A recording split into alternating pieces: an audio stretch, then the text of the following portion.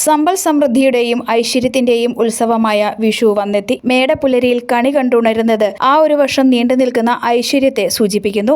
വേനലിലെ വിളവെടുപ്പ് ഉത്സവമാണ് വിഷു. അവരവരുടെ വീടുകളിൽ വിളവെടുക്കുന്ന വെള്ളരി, പച്ചക്കറികൾ, ചക്ക, മാങ്ങ, തേങ്ങ, പഴങ്ങൾ, കൊന്നപ്പൂവ് എന്നിവയാണ് കണിയൊരുക്കുന്നതിലെ പ്രധാന വിഭവങ്ങൾ. എന്നാൽ ഇന്ന് ഇവയെല്ലാം വില കൊടുത്തു വാങ്ങിയാണ് മലയാളി കണിയൊരുക്കുന്നത്. വിലക്കയറ്റം മൂലം പൊറുതിമുട്ടിയിരിക്കുന്ന കേരളീയർ എന്തു വില കൊടുത്തും സാധനങ്ങൾ വാങ്ങി കണിയൊരുക്കുന്നതിനുള്ള തയ്യാറെടുപ്പിലാണ്. വിഷുക്കണിയിൽ ഒഴിച്ചുകൂടാനാവാത്തതാണ് കൊന്നപ്പൂവ്. എന്നാൽ ഇക്കുറി ഫെബ്രുവരിയോടെ കൊന്നപ്പൂക്കൾ വിരിയാൻ തുടങ്ങിയതിനാൽ വിഷുവായതോടെ പൂക്കളും കൊഴിഞ്ഞ് കിട്ടാതായി. അതുകൊണ്ട് തന്നെ ഇത്തവണ കൊന്നപ്പൂവും കാശ് കൊടുത്തു വാങ്ങേണ്ട ഗതികേടിലാണ് നാട്.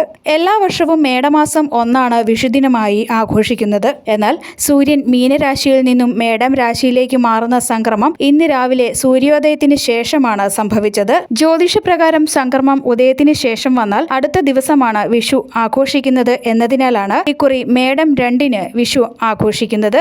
News bureau, Ponkunnam.